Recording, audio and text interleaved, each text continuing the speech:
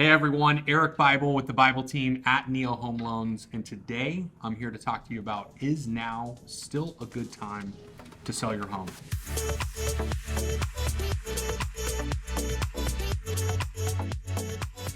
Hey, if you like the content that you're seeing here, we would love for you to like, subscribe, share. This enables us to continue to help convey our message outwards. So we're still getting a tremendous amount of questions from past clients in that, is now still a good time to sell? And the answer is absolutely. Not only have we experienced tremendous appreciation over the last few years and really the last year or two, demand is still incredibly high, and the lack thereof inventory, so available supply, is drastically depressed. So you, as a potential home seller, you are in an advantage to be in a position to really butt up against simple supply and demand factors. High demand, very low supply. And so why it's really still a great time to sell, and there's a lot of fear out in the market surrounding the pandemic. COVID is still a very real thing, and people are still getting very sick. So with that, sellers, one of their main concerns is having random people come through the home and what that potential exposure means to them. So really over the last now 18 months, there's been a tremendous evolution in both technology and safety protocols to ensure you, the seller, one, you maximize your opportunity, but two, in that same order, you're protecting yourself and your family. So what we've seen progress really through the pandemic is really 5 key points. And those 5 key points have really helped sellers position themselves to, one, maximize exposure, but two, maximize their price. And really what we're seeing is kind of an evolution of leveraging technology to enable the seller to achieve those 2 goals. So the first one is really the ability to electronically sign a lot of the pertinent documents through both a buy transaction as well as a selling transaction. There's an abundance of paperwork. I'm not trying to scare you. It's just the reality of real estate. Paperwork is inevitable. But with that, in previous times, all those documents you had to meet with an individual and go through and sign. In today's social distance environment, that can be incredibly overwhelming.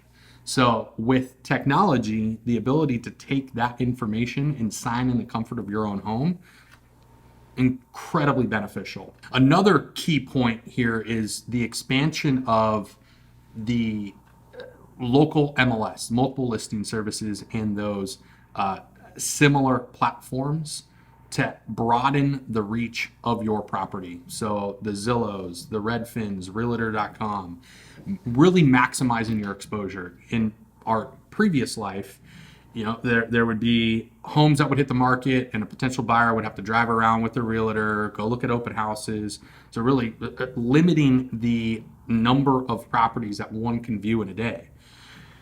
Those technologies have always been here, but we've seen a significant advancement in the ability to look at properties from a potential buyer in the comfort of your own home, on your couch, really. So really expanding the marketing presence has put a seller in a greater position to essentially leverage with a compressed environment. So you can push your property out to multiple people, hundreds of thousands of people, without physically having those people have to come through your home. So that dovetails into the third point, social media. Social media has always been a propellant in both the buy and sell transaction. But what we've seen over the last now 18 months is that social media has become even more influential. As I was saying about the MLS feed, being able to push your message out, or the potential home out to multiple prospective buyers, social media helps put that in a more live time environment. Facebook Lives, Instagram Lives, being able to now take your phone, your realtor, and view the property in live time. So really giving the potential buyer a live feel not staged, photoshopped photos that you typically see online, but a real live interpretation of the property with high definition. Social media now allows you to convey that message in 4K. So being able to see that in live time, we've seen significant push and advancement in just, again, broadening the exposure of getting your home in front of more potential qualified buyers. That brings me to my fourth point, the advancements in the lockbox technology. And what I mean by lockboxes is, you as a potential homeowner or a potential seller, you have to be able to grant access to a prospective buyer.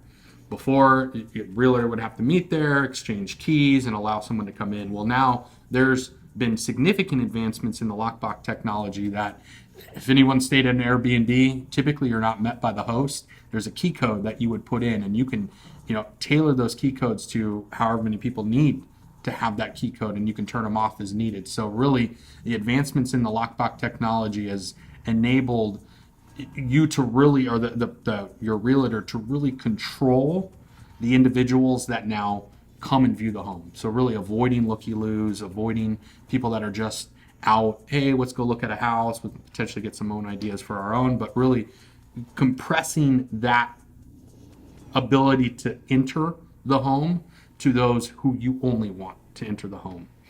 And the last piece, and this really just ties it together and back to the social media piece, but more on a individual tactic, the ability to video conference. We've all become pros at Zoom, pros at Teams. Well, it has really revolutionized the way the home buying experience and home selling experience has gone, with the ability to communicate through video, but in live time.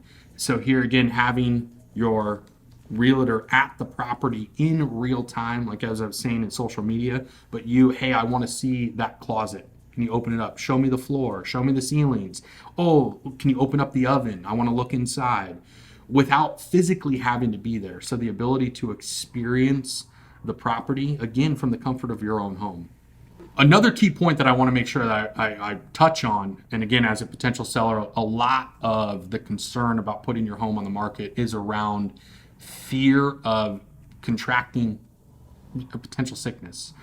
Again, COVID is a very real thing, and we're seeing advancements daily about people getting sick, how it's contacted, the exposure rate. So what the real estate industry has had to adapt to are really guidance around the CDC and how they allow people into the home, the number of people allowed into the home at any given time, cleaning measures, safety protocols, temperature checks, face coverings. Whether you agree with it or not, it's safe to know that there are specific measures that have been put in place to ensure you as a seller, whatever level of comfort you need to feel to allow people into your home, there are specific measures that the real estate industry has to follow to ensure your safety.